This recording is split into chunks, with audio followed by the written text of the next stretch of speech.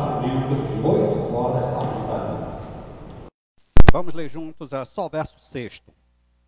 As palavras do Senhor são palavras puras, prata refinada em cadinho de barro, depurada 7 vezes. Mais uma vez, as palavras do Senhor são palavras puras, prata refinada em cadinho de barro, depurada 7 vezes. Amém. Vou tomar assento, irmãos.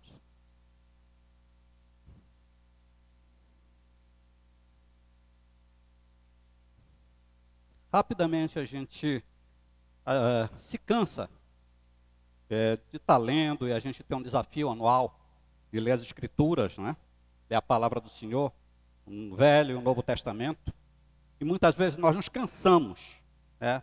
Nós tomamos esse privilégio como uma canseira, um enfado. E aqui diz, no verso 6, que as palavras do Senhor são palavras puras, prata refinada em cadinho de barro, depurada 7 vezes. O que é esse cadinho de barro? Esse cadinho de barro é uma espécie de vasilha refratária, onde a prata era separada da ganga, ou da impureza, né?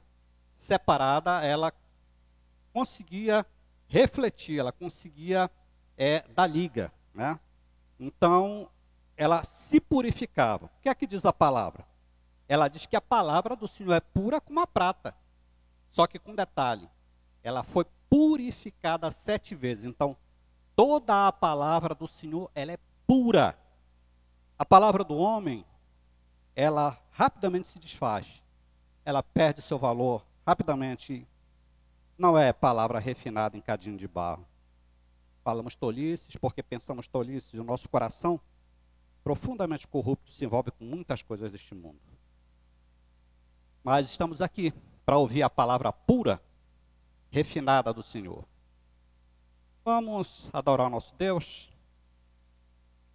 cantando o hino de número 10, a criação e seu Criador.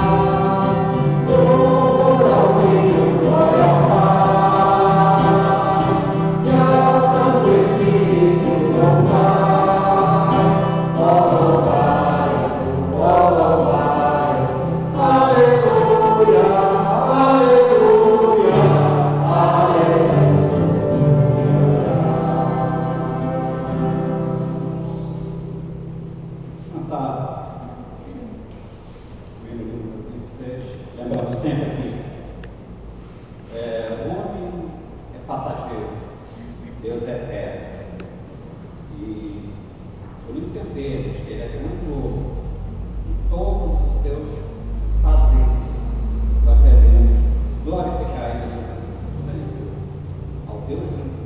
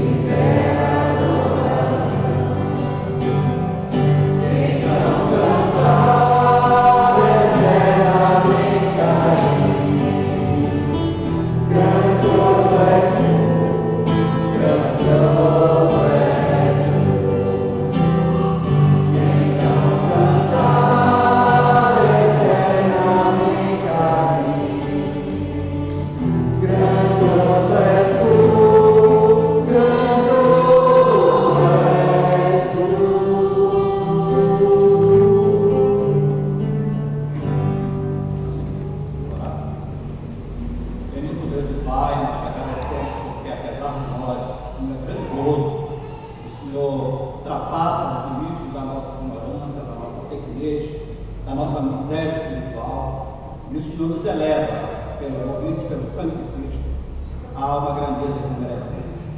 Muito obrigado, Senhor, porque reconhecemos o Senhor é grande. Nos abençoe agora através da tua santa e bendita palavra. É o que nós pedimos e te agradecemos em nome de Jesus. Amém.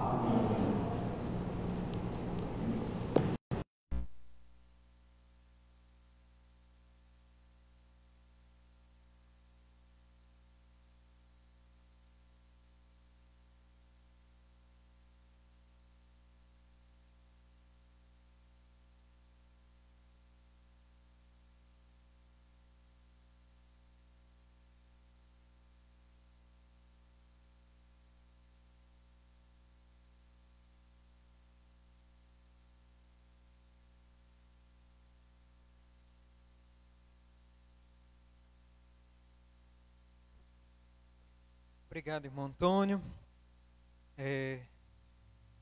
Realmente grandioso é o nosso Deus e Ele tem nos abençoado, irmãos, e nos assistido pela Sua santa palavra. A palavra de Deus, ela realmente purifica a nossa vida, nos santifica, como lemos no Salmo de número 12. E nós vamos agradecer a Deus também porque Ele tem, pela Sua palavra, gerado uma nova mentalidade, um novo comportamento na nossa vida. A palavra de Deus, irmãos, ela de uma maneira misteriosa, ela trabalha no nosso ser, transformando as nossas atitudes, o nosso comportamento, a nossa maneira de ver o mundo. É um mistério dentro, né, dessa palavra que realmente somente a atuação do Espírito Santo de Deus é quem pode esclarecer isso e nos fazer entender que a palavra de Deus, quando ela é pregada, realmente há mudança de vida e ela vai transformando o nosso coração, ela transforma, né, a nossa mente, a nossa maneira de pensar, né, ela vai nesse cadinho, né, trabalhando como a nossa vida estivesse lá dentro e ela então vai nos melhorando. A palavra de Deus faz isso conosco, essa é a intenção da palavra de Deus. Nós vamos, irmãos, tratar agora de uma nova classe de salmos. Nós terminamos os salmos de romagem, que vai do salmo de número 120 ao 134, na quarta-feira passada. E nós vamos entrar agora nesse salmos que são os salmos introdutórios. E nós vamos aqui falar então do salmo de número 1 nesta noite. O salmo de número 1, ele é a porta de entrada para o maior livro da Bíblia. Esse livro tem 149 capítulos. E nós vamos ver então, irmãos, que o salmo de número 1 é o salmo que é o hall de entrada, é aquele que nos ajuda a entender o porquê de estudar o livro de Salmos. Ele é uma síntese, ele resume tudo aquilo que o justo espera e está se preparando para encontrar a verdadeira felicidade, que é ao lado de Deus, ao lado de Cristo Jesus o Senhor. Não há outro lugar para sermos felizes senão ao lado do Senhor Deus. Então, o salmo de número 1 é esse salmo, que o seu gênero, irmãos, é um salmo de sabedoria. Ele vai nos mostrar aqui, de maneira introdutória, ensinamentos preciosos de comparação entre o justo e o ímpio. E nós devemos olhar para esse salmo e pedir ao Senhor que nos dê sabedoria para nos encaixar neste modo de viver daqueles que vão para o céu, daqueles que são cidadãos do céu. Como vivem os cidadãos dos céus? Quem são aqueles que são chamados de justos? Deus então vai nos ensinar por esse salmo 1, irmãos, que há dois modos de vida, né? Aqueles que estão inseridos no modo de vida dos justos e aqueles que estão inseridos no modo de vida dos ímpios, aqueles que vivem sem Deus. Então, o autor desse salmo, ele é desconhecido. Alguns estudiosos vão dizer que quem escreveu esse salmo foi o rei Davi. Os salmos, eles têm sido escritos, irmãos, desde a época do rei Davi. Davi inaugurou esse tempo da poesia hebraica ele é conhecido como o mavioso escritor e poeta de Israel. É ele quem escreve a maioria desses salmos. Então, o salmo de número 1, possivelmente, tenha sido escrito pelo rei Davi. Nós não sabemos. Né? Não encontramos aí no título dele, logo em cima, aquela referência tão comum, né? Salmo de Davi. Outros estudiosos vão dizer que o autor desse salmo é o rei Salomão, por alguns motivos. Primeiro, porque a linguagem desse salmo é uma linguagem de sabedoria que nós encontramos nos livros de Salomão. É uma linguagem, irmãos, que vai tensionar, gerar nos seus leitores, né, uma vida mais sábia. Nós vamos encontrar isso no livro de Provérbios, no livro de Eclesiastes, nós encontramos essa linguagem de sabedoria. Mas, em segundo lugar, uma ênfase que nos faz entender que esse salmo era de Salomão é justamente o contraste entre o justo e o ímpio. Essa figura de contraste é encontrada nos livros de sapiência, né, de sabedoria, e aqueles que são escritos por Salomão, fazem esse contraste. Então, se esse, irmãos, é o quadro, nós então vamos entender, né, que esse salmo ele foi escrito por Salomão. Tá certo? Ele queria então mostrar aqui para aqueles que estão lendo que existem dois tipos de pessoas neste mundo. Você tem que fazer essa leitura. Nós temos, irmãos, que entender claramente, você como alguém que o Espírito Santo está trabalhando na sua vida, você tem que olhar para as pessoas fazendo uma leitura e sabendo que há pessoas diferentes. Você tem que saber ler o coração das pessoas, você tem que saber ler as atitudes das pessoas, você tem que saber qual é a filosofia de vida que as pessoas vivem, você tem que saber ler isso nas pessoas. Nós não podemos permanecer nesta vida achando que todos são iguais. Você tem que saber disso. Há pessoas que vivem uma vida completamente diferente daquela que Deus quer. Você tem que saber disso. Então, quando você olha para as pessoas, você tem que saber que as pessoas, ela tem uma cosmovisão de vida. Ela pauta a sua vida em alguns pilares. E você tem que saber disso. Então, seus amigos de faculdade, eles não entendem a vida como você que é crente. É completamente diferente. Você não pode achar que eles são seus amigos. Eles podem ser seus colegas. Mas amigos, nós só encontramos amigos, aqueles que têm a mesma fé e que andam no mesmo caminho que nós trilhamos. É difícil você conviver com alguém, mesmo que seja colega de estudo ou de faculdade, né, que tem uma visão marxista de mundo. Que entende, né, que nós devemos apoiar a liberação das drogas. E você tem amigos ou amigas que são feministas e apoiam o aborto. É difícil você conviver com pessoas assim. Se você realmente foi convertido pelo Espírito Santo e tem a palavra de Deus guiando os seus passos, fazendo com que você seja uma pessoa santa e justa. Então isso, irmãos, também nós vamos encontrar no nosso ambiente de trabalho. É difícil, então, você, que é crente em Cristo Jesus, conviver com pessoas que tenham um modo de vida corrupto. Que são pessoas que fraudam, são pessoas que vivem, né, a trapacear os outros, e você, então, tem como amigo pessoas assim, que vivem, né, por um comportamento, né, sempre de vantagem pessoal. E você achar que é seu amigo.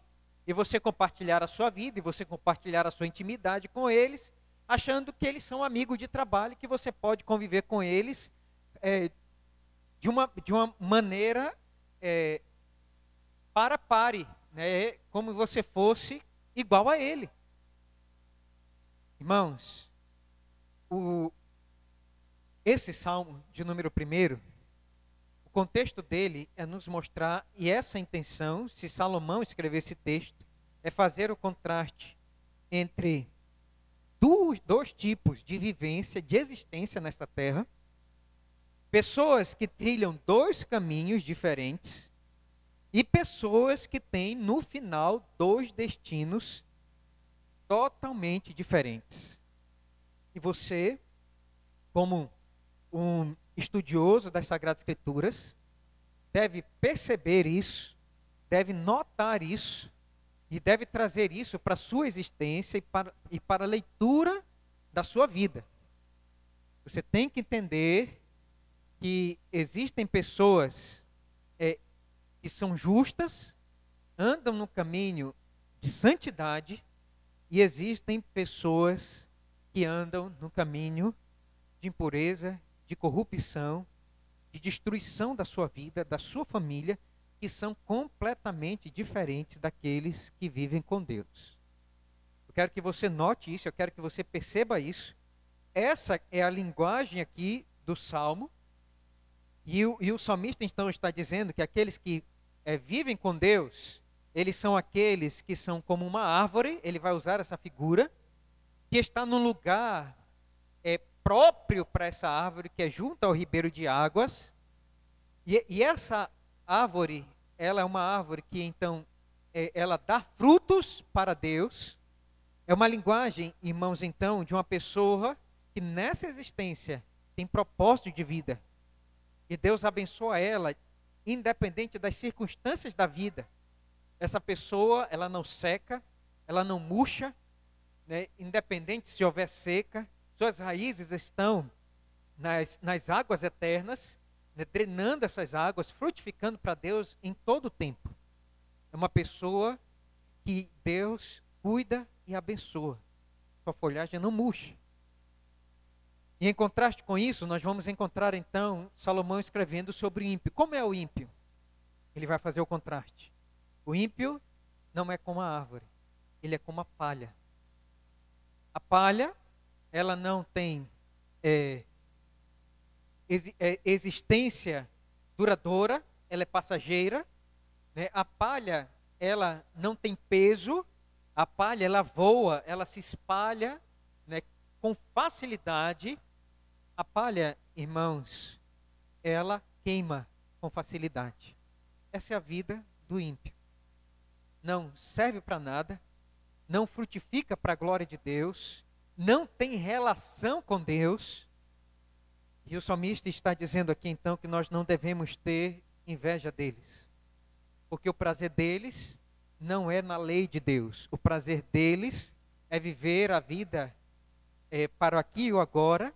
A vida deles, dessas pessoas, é gastar a sua existência em viver para o seu ganho próprio e não está nem aí para os outros, não está nem aí para a esposa, é aquele que não está nem aí para os colegas de trabalho, ele só interessa-se em si mesmo.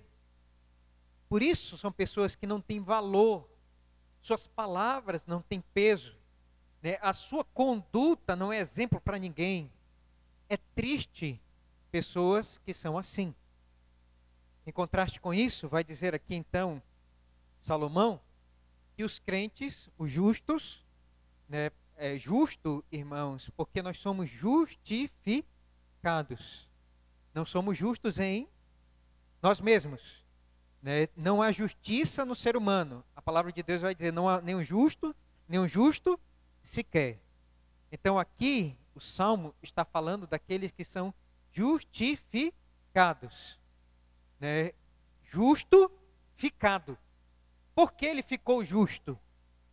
Ele é justificado porque houve alguém que desceu dos céus, né? Habitou entre nós, cumpriu a lei de Deus, e esse justificou-nos pelo seu sangue derramado na cruz, nos fazendo justos diante dos olhos de Deus. Por isso, meus amados irmãos, é que esse texto nós não podemos ler como um judeu. O judeu na antiga aliança, ele tinha a lei mosaica, ele vivia pela lei. É claro, irmãos, que nós não devemos viver neste mundo, como o apóstolo Paulo vai dizer, voltando aos rudimentos. Então, para que serve esse salmo para a gente? Se o salmo fala que o prazer do justo é na lei, nós devemos então nos justificar pelas nossas obras? Nós somos salvos pelas nossas obras, pelos nossos méritos? É assim que nós somos salvos? Não. O apóstolo Paulo vai dizer lá em Romanos, capítulo de número 10, verso 4, porque o fim da lei é Cristo. E se o prazer do justo é na lei, então nós devemos entender agora, nós como cristãos, devemos ler esse salmo entendendo que o prazer nosso deve estar em Cristo Jesus, o Senhor. Ele é a nossa lei. Nós devemos, irmãos, viver por Cristo e para Cristo. Então nós devemos ler o Salmo de número 21, entendendo que essa lei aqui é Cristo. Ele é a nossa lei. Nós não devemos viver pela lei mosaica. O fim dela é Cristo, apontava para Cristo. A lei é símbolo de Cristo. Então, nós devemos, irmãos, viver as verdades do Evangelho por causa de Cristo, amando Cristo e vivendo para Cristo. Tá certo? E, em segundo lugar, nós vamos entender que nós só vamos usufruir das bênçãos deste salmo se nós estivermos ligados a Cristo Jesus, o Senhor. Vai dizer aqui que o salmo, irmãos, que o justo, ele é como a árvore. Quem é a árvore plantada junto ao ribeiro de água? Quem é? Quem é essa árvore aqui do salmo de número 1? Essa árvore, irmãos, é o Senhor Jesus Cristo. Abra comigo, por favor, para João, capítulo de número 15. João 15. Antes de aplicar esse salmo para nós e dizer, eu sou como a árvore que está plantada, eu tenho que entender que nós, irmãos, não somos a árvore, nós somos o galho. Então esse salmo de número 1, ele não pode ser aplicado à nossa pessoa em primeiro lugar. Quem é a árvore da vida? Quem é aquele, irmãos, que vai nos dar de comer da árvore da vida no dia do juízo, no final de todas as coisas? Quem é? O Senhor Jesus. E ele vai dizer aqui, João 15, verso 1 a 5, vamos ler todos juntos? Eu sou a videira verdadeira e o meu Pai é o agricultor. Todo ramo que estando em mim não der fruto, ele o corta. E todo que der fruto, limpa, para que produza mais fruto ainda. Vós já estáis limpos pela palavra que vos tenho falado. Permanecei em mim, e eu permanecerei em vós. Como não pode o ramo produzir fruto de si mesmo, se não permanecer na videira, assim nem vós o podeis dar, se não permanecerdes em mim. Eu sou a videira, vós os ramos. Quem permanece em mim e eu nele, esse dá muito fruto, porque sem mim nada podeis fazer. Esse salmo, irmãos, é um salmo cristológico. Ele aponta para Cristo Jesus, o Senhor. Percebam que o salmista está dizendo que nós, irmãos, não podemos ser justos e dar frutos se nós não estivermos ligados à árvore que é Cristo Jesus, o Senhor. Então esse salmo, ele aponta para Cristo. Quem é a árvore? É Cristo. Nós somos simplesmente ramos. Então nós precisamos estar ligados à árvore.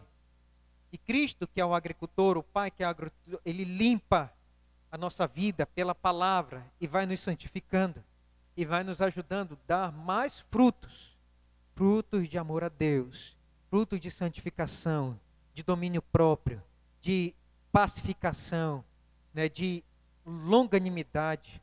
Deus vai nos ajudando a dar frutos pelo Espírito Santo, pelo poder da palavra de Deus em nós.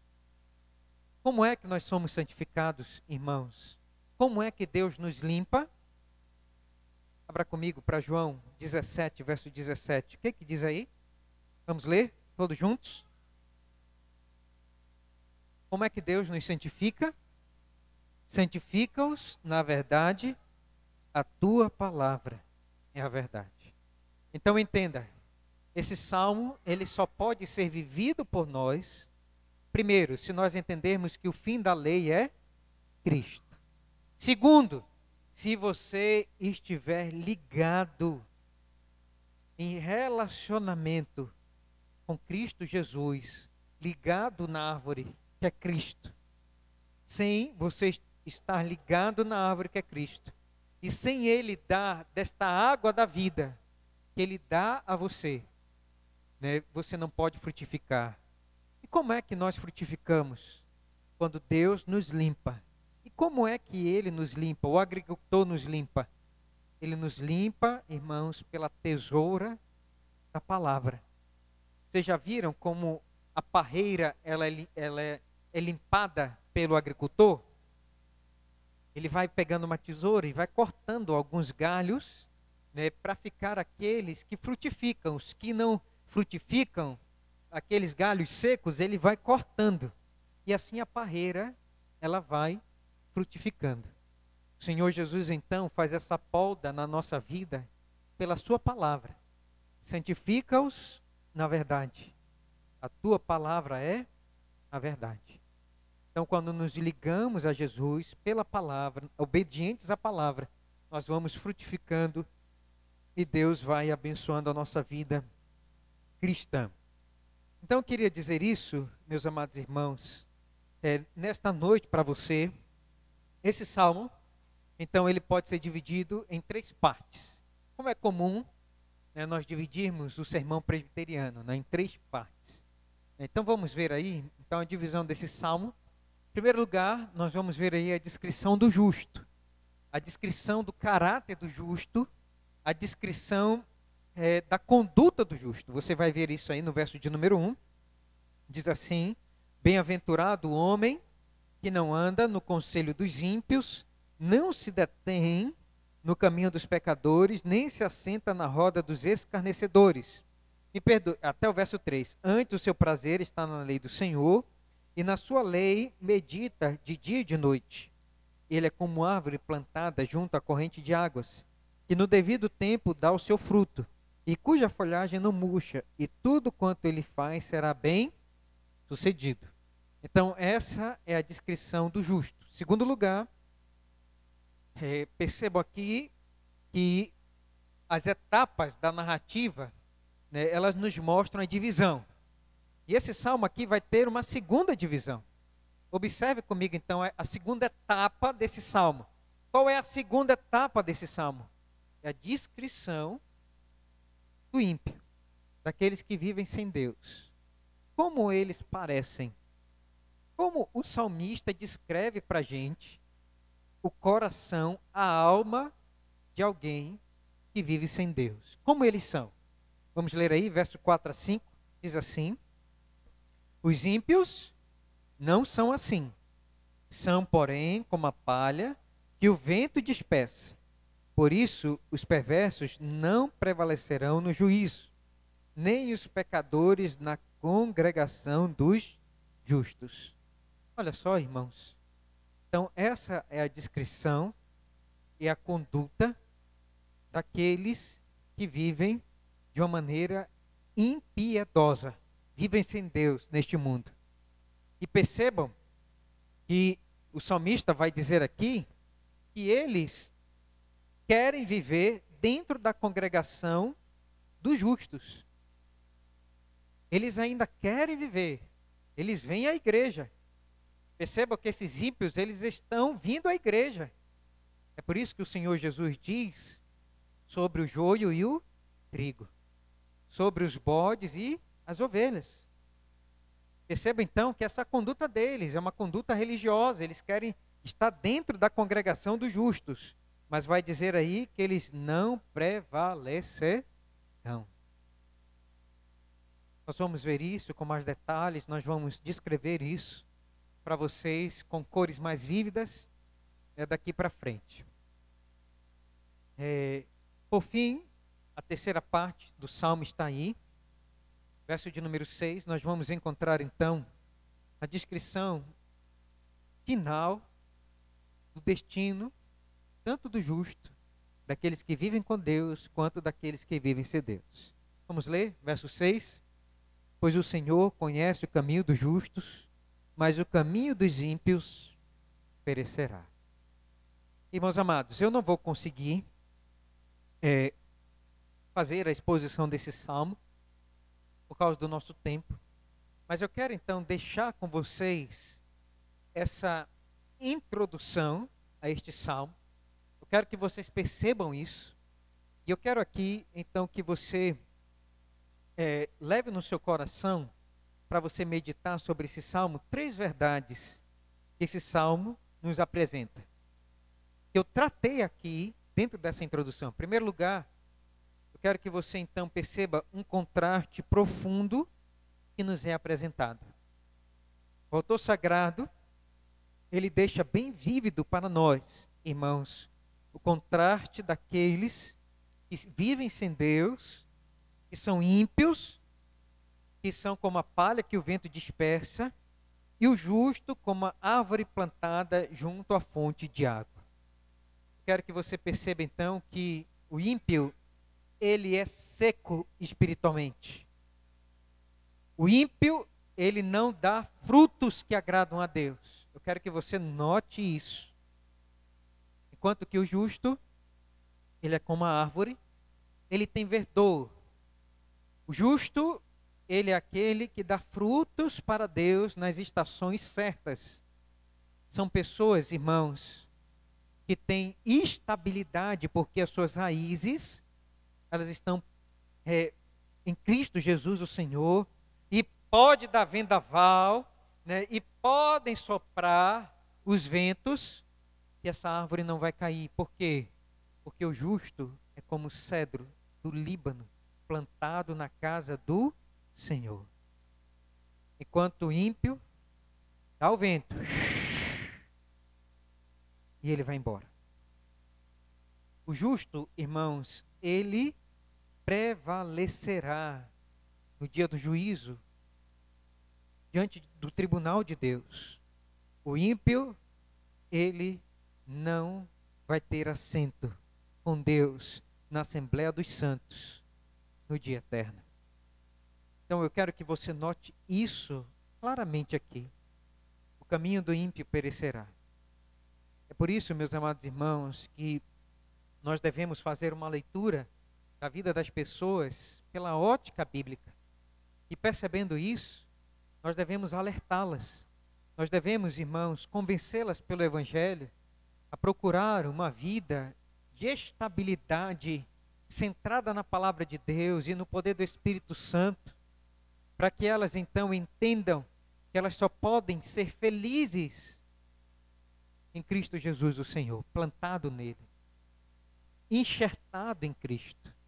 Por isso a urgência, irmãos, de nós fazermos um contraste. Nós não devemos viver como ímpio, né? Eles devem perceber esse verdor, essa seiva na nossa vida, e eles devem então procurar de nós. Por que você é tão diferente? Por que você não vive?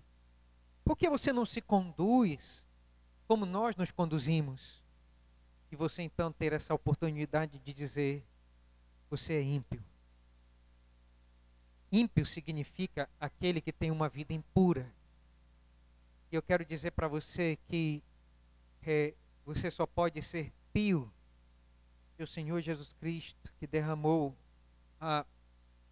seu sangue na cruz do Calvário, foi derramado sobre a sua vida. E você então poder, né, trazer isso ao coração dessa pessoa, e essa pessoa dizer: como é que eu faço então para ser uma pessoa pia? Como é que eu faço? O que eu posso fazer para mudar de vida? Que você então dizer, se arrependa dos seus pecados. Corra para a cruz de Cristo. Ele derramou o seu sangue para lhe purificar. Ele pode fazer você uma pessoa justificada. Corra para os pés de Jesus, chore pelos seus pecados. Não viva mais uma vida ímpia. E essa pessoa vai dizer para você então, o que eu faço? Você pode dizer, procure ser uma pessoa consagrada a Deus, vá para a igreja. Eu posso indicar uma igreja para você, e você vai encontrar ali um caminho diferente, você vai encontrar ali um destino diferente, você vai encontrar ali uma palavra diferente, você vai encontrar uma vida diferente. Corra para Cristo, Ele pode transformar a sua vida, o seu viver. É onde você pode encontrar a felicidade eterna. Como justo, você deve então, pela graça de Deus, entendendo o Salmo de número 1, ajudar as pessoas a encontrar um caminho, um destino diferente para a vida delas. A segunda lição que nós encontramos aqui, de forma introdutória, irmãos, é sobre o juízo inevitável que é anunciado nesse Salmo. Você vai ver aqui que o Salmo termina no verso de número 5 e 6, mostrando o dia do juízo do Senhor. E eu queria que vocês percebessem que os ímpios, eles não levam em conta o dia do juízo. Não passa na mente deles que há um dia em que eles vão prestar contas diante dos tribunais eternos. Não passa na mente do ímpio que eles estão indo para a cadeira do réu. E eu queria então que você notasse aqui que aqueles que zombam da fé cristã, aqueles que escarnecem, como diz aqui, né, na roda dos escarnecedores, que você percebesse então que não adianta de nada a vida glamurosa dos ímpios, a vida famosa dos ímpios, não adianta de nada eles terem patrimônio imenso nessa vida, se no final de todas as coisas eles vão sorver a infelicidade eterna. O juízo eterno é certo. E eu queria então que você, percebendo isso, não tivesse inveja do caminho dos ímpios. O caminho dos ímpios é um caminho de morte. Como Asaf vai escrever no Salmo 73, ele tinha inveja dos ímpios. Porque os ímpios, parece que eles têm mais vigor, parece que eles têm mais saúde, parece que os ímpios são mais abençoados porque eles têm mais patrimônio. O crente sofre e nós vivemos uma vida cristã e Deus parece que não nos abençoa e sempre ralando. E os ímpios não. Eles acumulam riqueza de uma maneira muito fácil. Irmãos, lembrem-se que é melhor viver no caminho dos justos, viver com Deus, do que ter tudo isso nessa vida, no dia do juízo, e para o inferno. Lembram da parábola que o Senhor Jesus contou do rico e de Lázaro? O rico, ele tinha muitas riquezas, esbanjava e comia banquetes. E Lázaro esperava as migalhas da mesa do rico à sua porta. E vai dizer que nem das migalhas ele comia, e os cães lambiam as suas feridas. Vai dizer, irmãos, então, que quando Lázaro morreu, ele foi levado para o seio de Abraão. E o rico não foi levado por ninguém. Os anjos não levaram e não apresentaram o rico para ninguém. Por quê? Porque ele caiu no inferno. Vai dizer que ele estava em tormento. E esse é o destino trágico dos ímpios. E o ímpio vai dizer, o rico vai dizer para Abraão: Senhor, pede para que Lázaro volte lá e comunique. Mande um anjo, alguma coisa. E Abraão vai dizer: não. nem se um morto ressuscitasse, eles creriam. Nem se o morto ressuscitasse. Eles têm a lei e os profetas. Irmãos, não adianta nem um morto vir, né, ressuscitar, nem que mortos ressuscitasse, os ímpios creriam. O que transforma, como nós estamos vendo no livro de Atos, não são os sinais. Né? Mesmo que os ímpios vissem os sinais, eles diriam, estão embriagados. O que transforma o coração das pessoas é a pregação da palavra de Deus. Então, não tenhamos inveja. O juízo é certo, é declarado, é anunciado aqui. E que o Senhor nos ajude a forcejar com eles para que eles ouçam. E tenhamos amor para que eles ouçam a palavra de Deus e os profetas e os pastores nesses dias. Para finalizar, irmãos, esse salmo aqui também nos descortina o caminho da felicidade. Eu quero finalizar nesta noite dizendo para você, você pode ser feliz. O salmo começa dizendo, bem-aventurado, feliz, muito feliz. A felicidade aqui não é você ser cheio de coisas. A felicidade aqui não é você ter tudo o que você quer nessa vida. A felicidade aqui não é ter os seus caprichos realizados ou a viagem dos seus sonhos feita. Ser feliz, irmãos, não é ter bens materiais. A felicidade aqui é uma pessoa, o Senhor Jesus Cristo. Ser feliz é estar em Cristo Jesus, o Senhor. Isso é ser feliz. Se você tem Jesus, você tem tudo. Se você não tem Jesus, você não tem nada. Então, felicidade não é você estar cheio de coisas. Felicidade é você estar em Cristo. Você vai ser feliz. Mesmo na ausência de bens materiais, você vai ser feliz. Mesmo que você esteja doente, você vai ser feliz. Mesmo que você tenha um câncer, você vai ser feliz. Porque você está plantado em Cristo Jesus. Não interessa o que aconteça com a sua vida. Se você está em Cristo, você é feliz. Porque você tem a felicidade eterna. É Cristo Jesus, o Senhor. Então eu queria deixar essas instruções para que vocês comecem então, irmãos, a perceber o que Deus quer nos ensinar aqui no Salmo de número 1. Vamos orar? Obrigado, Senhor, por esse momento ouvindo a Tua santa palavra. Rogamos ao Senhor que nos ajude a encontrar o caminho da felicidade. A encontrar, Senhor Deus, força e vigor naquele que é a árvore da vida, o Senhor Jesus Cristo. Senhor, por favor, vem nos limpar pela Tua palavra. E aquilo que está seco, aquilo que está morto, restaura, dá vida, Senhor, e nos ajuda a frutificar em Cristo Jesus, o Senhor, para a glória de Deus Pai. Fica conosco, Senhor, e nos abençoa pela Tua palavra nestes momentos. No nome de Jesus. Amém. Meus amados, vamos